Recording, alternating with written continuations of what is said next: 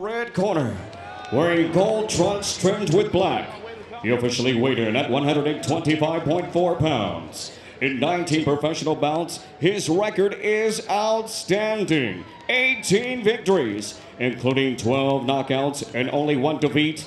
Ladies and gentlemen, tonight, representing Pacoima, California, Emilio the Kid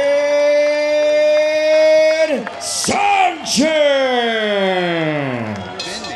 It's a camp where the fighters live there during their camps, and it's in the Indio Coachella area, so it's very, very hot, especially in the summers.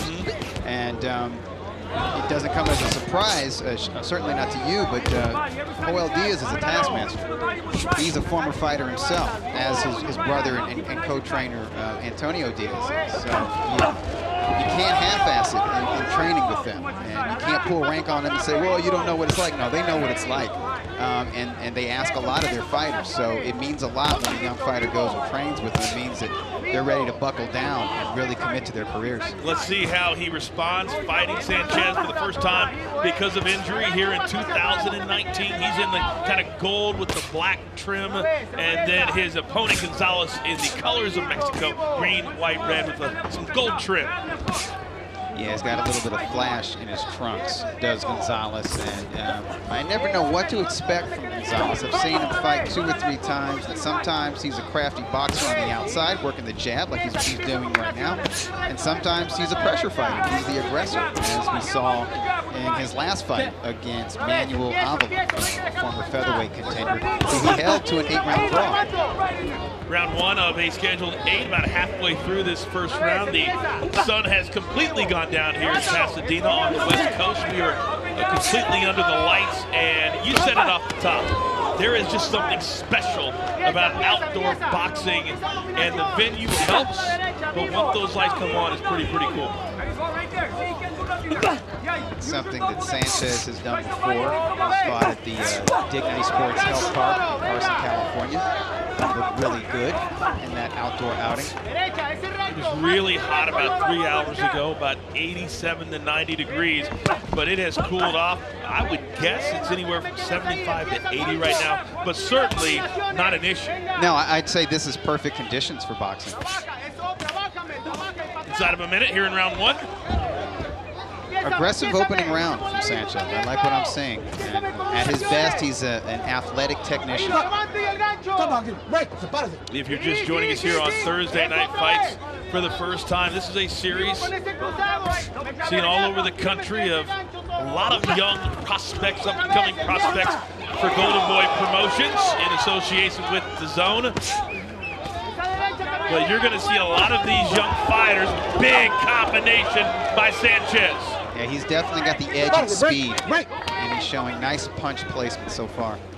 We'll see a lot of these fighters over the course of the next 3 to 5 years. If they are successful, be big-time players across the world in their weight divisions.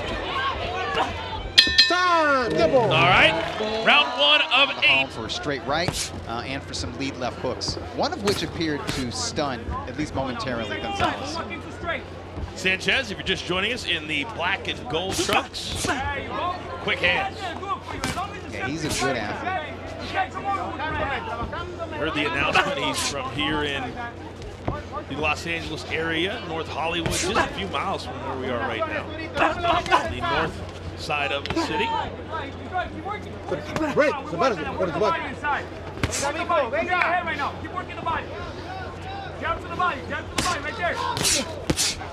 You're seeing a sort of a stiff shotgun jab occasionally from Sanchez. He fires it to the chest as well as to the head. He's looking for body shot opportunities, but he has landed a few left hooks to the body. He's also doing a really good job of not getting tied up. Every time it looks like they might, he kind of backs off and gets a good shot as he's backing away. Yeah, he's picking his opportunities to get in close and to get off, and then he gets out of range. He is being bothered a little bit by that jab from Gonzalez, and I think Gonzalez has a pretty good left stick. And we talk a lot about schedule, how many times that a fighter will fight, how active are they. It also depends, Doug, doesn't it, on how long the fight goes or how long it's scheduled for. That's true. Activity is a bit of a question mark I have for Sanchez coming into this fight, since this is his first fight of 2019. I think he needed a bit of a break because he lost for the first time last year, and he had 2 tough fights after that. And his third fight of 2018 went 10 rounds, and he was in with a tough opponent. And so I think he needed a break, and he also needed to heal from some eye injuries. But he's not showing any ring rust. He's looking really strong and very confident in there so far. What do you think the sweet spot is as far as how many times a fighter should fight in a year? It depends on their age, the quality of opposition, and what part of their career they're in. If they're a young fighter, I think they should fight at least 3 or 4 times a year, which was the schedule that Sanchez used to be on. Oh, Sanchez has landed some big-time stiff left hands. You can see that schedule has built a nice boxing foundation for Sanchez. He's getting off very well right now. And I will say, Gonzalez is somebody who's usually really tough. Like I said, he's only lost once by stoppage, and that was to a world champion, Zolani Tete. Well, he's taking a lot of shots right here, and it doesn't seem, at least on the surface, like it's bothered him that much. The knockout loss that Sanchez suffered last year, that might have been a fluky thing. It might have just been a perfect shot that landed on the sweet spot. Right now, Sanchez is staying right there in the pocket and continues to deliver both hands equally as much. Good action there in that second round. Let's go back and take a look at some of the good action by Sanchez. Yeah, Sanchez covering up, comes over the top with the right cross, slips the left, comes back with his own left. That's an uppercut, and he's very good with the uppercuts. We'll see that throughout the fight. Let's send it over to Beto. With the host of the 3 Knockdown Rule podcast, alongside with Steve Kidd. I need a shout out. If you're a boxing fan, you're listening to it. How did you become a big boxing fan, Mario? Oh man, I've been a fight fan for years, just growing up watching the fights with my dad and with my grandfather, and getting into it myself and just using the training, fighting in smokers over a wild card. But this is an awesome event, man. I love it. I mean, we happen to live close by here. This is my wife, but it's beautiful outside. The fact that it's in front of City Hall, it's a gorgeous night. Oscar gave away $100,000 to charities right here. I mean, the whole night's just beautiful. You saw Beck, the bully, in that first round. How impressed were you with him? Damn, those are some heavy hands right there. Very explosive. The way he attacked the body was incredibly impressive, and that was a durable guy that he went up against, and he just went through him. So I think big things for that kid up ahead. All right, thanks, Mario. Remember, the 3 Knockdown Rules, they have their own merchandise. That's when you know you're legit. He's got a couple other things going on, too, that might make him legit, too. Thank you, Beto. Thank you, Mario Lopez. Round 3. Mario really loves his boxing. Did a couple of fights last year on Facebook Live. Yeah, he's a good commentator. Every time I walk into my hotel room and I turn on the TV, that's Mario, that's the face I see. Yeah, telling you about the movies. I'm really impressed with how quickly Sanchez is able to reload the left hand. Oh, good uppercut there by Gonzalez. I don't think he should languish in the pocket. I think he should box the way he did in the first 2 rounds. Be choosy about his time on the inside. Oh, Gonzalez clipped him again. Yeah, I think Sanchez is trying to weaken the Mexican fighter, but he's catching more leather than he should by staying inside the pocket. Sometimes playing a little possum can go against you a little bit when you're trying to wear your opponent out.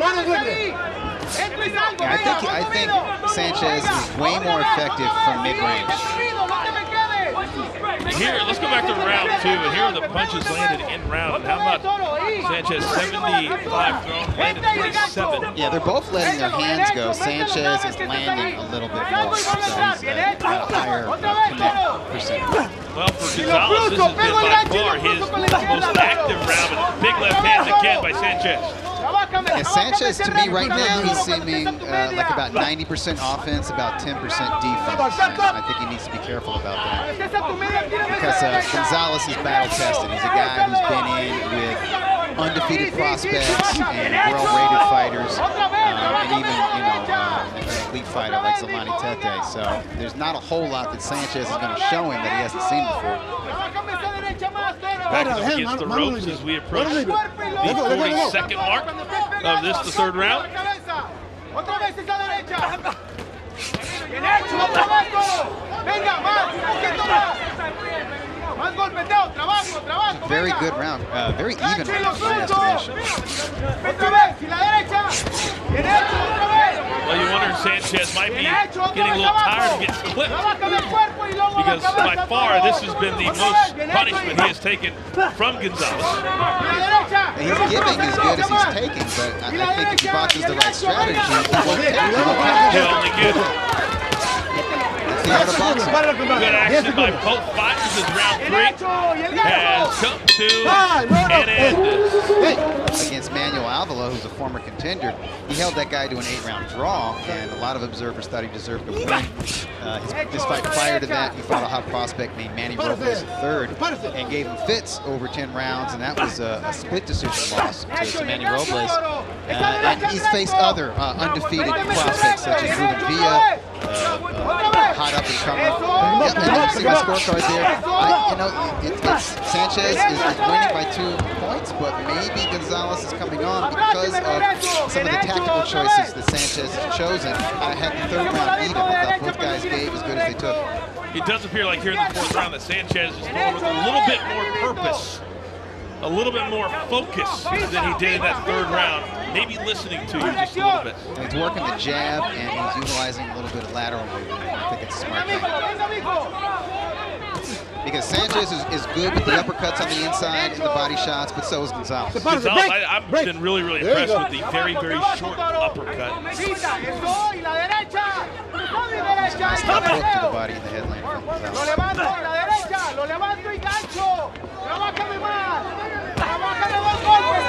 Just past the top of the hour here on the West Coast. For those of you on the East Coast, you're getting tucked into bed. This is Thursday Night Fights, a special Friday night edition under the lights in Pasadena, California. Nice right hand.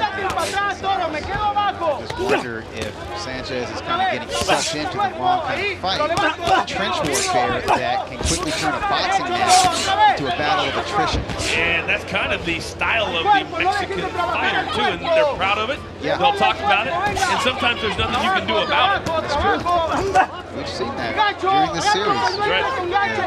The Mexican journeyman / gatekeeper sucked the odds favorite into his fight and then prevailing, or at the very least extending the favor. Under a minute to go as we approach the halfway point of our co-featured bout. It is really impressive at how each man, as you like to say, is giving and then is receiving or getting. It just looks to me like Sanchez is maybe working harder than he needs to. He's the better athlete, he's the quicker fighter. I think with a lot of his punches, he has the better technique. Why not box at least a minute and a half of each round from the outside and then pick his spots to get off in close and then get back on the bicycle. But he's languishing on the inside, and I think he's expending a lot of energy, and I'm noticing his technique is dropping off just a little bit because of the fatigue. And he just took an uppercut left from Gonzalez right to the face. He likes to slug, and he'll forget to box, Doug. We've seen this a lot in his early career. So Joel just told him, calm down, listen to me. Toughest thing for a fighter to do. I think Listen to me. Yeah, I think that's perfect advice. Get off with quick combinations and then get on the fly. Punch on the fly. Well, it makes a lot of sense that he says his anger is the best of him because he's been very, very stubborn to change that style throughout the first 4 rounds. Yeah, I mean, it's both a strength and a weakness. I mean, in his first fight, after a one-punch knockout loss, he didn't have any doubts. I mean, he went right on the attack against an experienced opponent, Christopher Martin, and it looked like he'd never lost, you know, so he has the right temperament.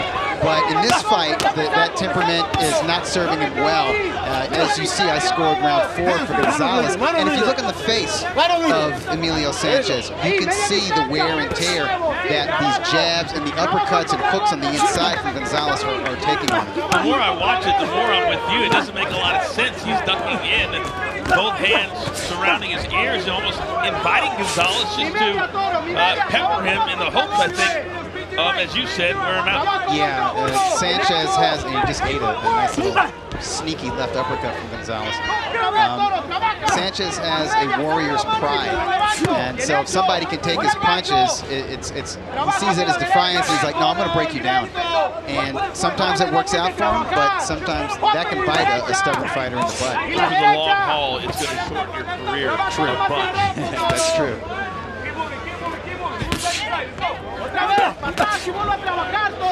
You're in the shadows of one of the iconic football stadiums in the world, the Rose Bowl, is college football getting started in earnest tomorrow. Inside of a minute here in the 5th round. One of these years, before I hang it up as a boxing writer, editor, commentator, what have you, I'd love to see a huge fight hosted at the Rose Bowl. I think it'd be amazing. Yeah. I would love to host the pre-show. Exactly. And you know, there's fighters out there who could do it. You know, Canelo Alvarez versus, you know, Gennady Golovkin. That's that third fight. You think we can put 100,000? I can maybe do 80,000. That would look really, really nice. Yeah. Inside 20 seconds. I think people would love to see that fight anywhere. Just make it. A lot of fans are saying. The beautiful part is, unlike the Mayweather-Pacquiao trilogy that never was, as the 5th round coming to an end, that is, it doesn't matter who it is. You better listen to him. You better look him in the eye, and you better go out and do what he tells you to do. He's a taskmaster. He's a stern teacher. All right, let's take a quick look at Dougie's scorecard. You've got it all tied up. That's right. First 2 rounds for Emilio Sanchez. The 3rd round was even, and the last 2 rounds went to Gonzalez. Now they're close rounds. They're definitely competitive, but I think the guy getting more work done, especially on the inside, is Gonzalez. Sanchez continues to stand right in front of Gonzalez.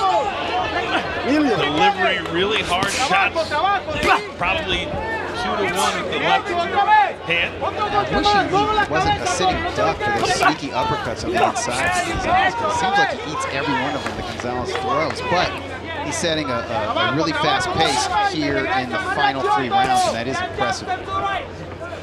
Because I did wonder if stamina was going to be a question for him, being off all year.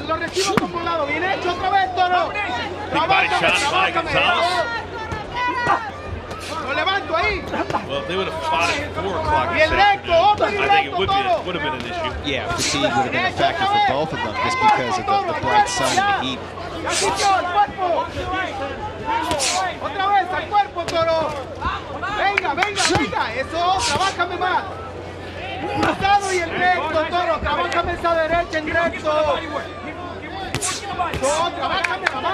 Halfway home here in this 6th round, scheduled for 8. Good uppercut by Sanchez, catching Gonzalez. Yeah, it looks like Sanchez is soundly outworking Gonzalez in this round. Still eating the uppercuts on the inside, but that's the only punch he's catching from Gonzalez in this round. This crowd has really started to fill in here. The only thing I've regretted, Doug, is I didn't get to the taco truck. Yeah, same here. Being told it's not too late. It's never too late. We need to send somebody on a run. That's true.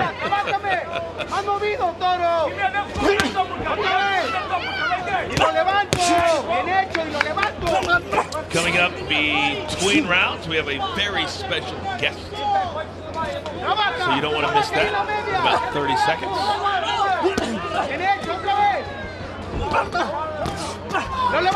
Oh, man.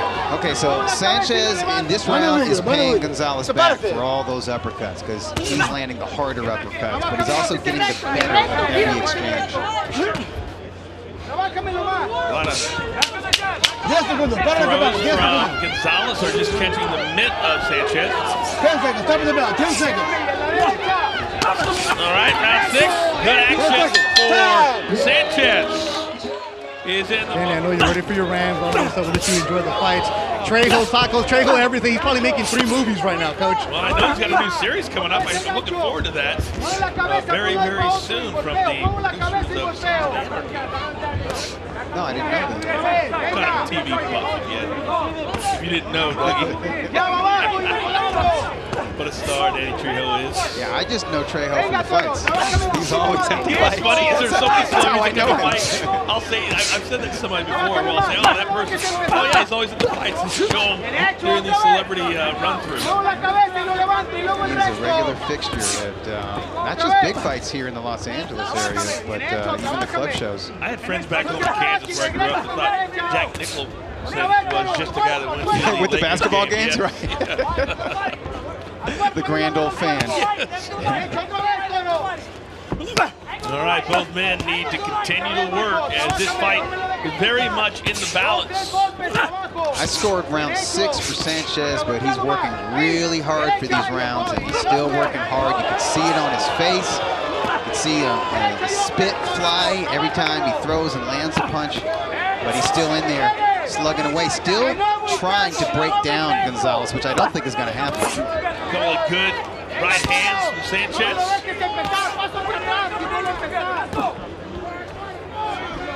And he continues to do what you don't like him to do, and what Beto said the corner did not want him to do, and that is standing there and continue to get clipped. Yeah, he's kind of squared up in front of Gonzalez, and he's languishing. Oh, big left hand. Gonzalez connecting. No, that's up, Oh, and a big push there. Accident. Come on, Emilio, keep that sácamelo, paso hacia atrás, si me regreso un golpe. Ahí, trabaja ya, y el volante. Sanchez is doing a better job blocking some of these punches from Gonzalez. Still, the best punch from Gonzalez is that uppercut because it splits the guard. But Gonzalez is not catching Sanchez with hooks, mini hooks, or right crosses. Well, he just threw about 5 straight right-handed uppercuts, and we haven't seen that from him the entire fight. Sanchez is working really hard. See what he has left for the 8th and final round. Well, if you wondered what his stamina was going to look like based off of the inactivity, I think that question has been answered in a resounding fashion. Yeah, all that hard work with Joel and Antonio Diaz is paying off.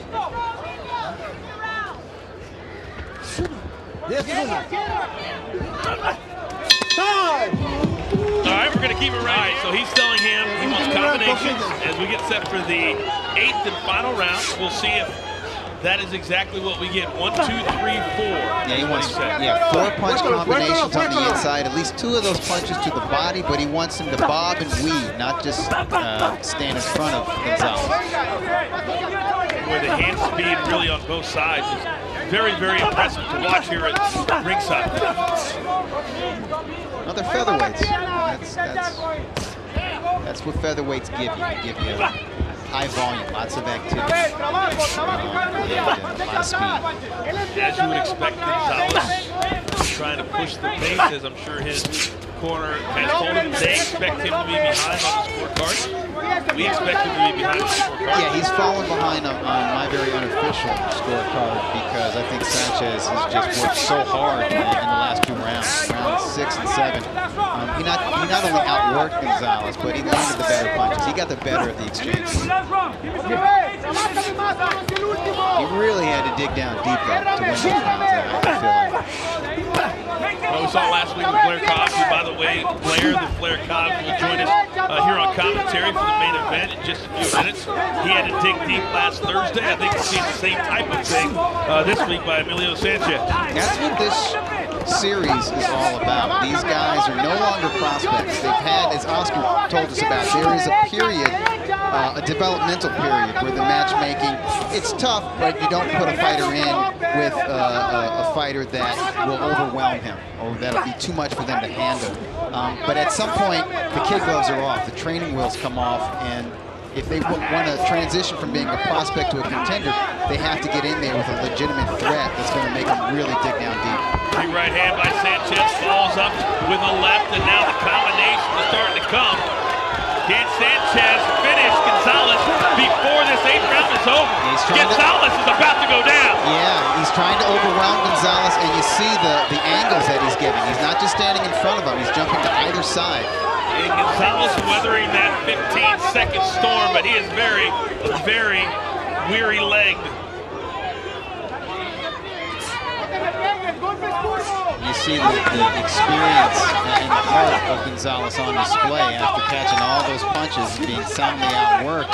He's just pushing through it. He's exhausted and he's probably buzzing a little bit in his head, but he still pushes forward in the final 30 seconds of this fight. So Emilio Sanchez, right when he needed to push the envelope, press the gas pedal in the 6th, 7th, and 8th rounds, that's exactly what he has done. And I think we feel has fairly convincingly won this 8-round fight here tonight in Pasadena. So both men let their hands go as the bell rings, and plenty of respect. Ladies and gentlemen, after an 8-round slugfest, let's give these two warriors a big round of applause. And now we go to the judges' totals. Judge Dr. Lou Moret has the bout 80-72. Judges Max DeLuca and Don DeVergis both have it 77-75 for your winner by unanimous decision.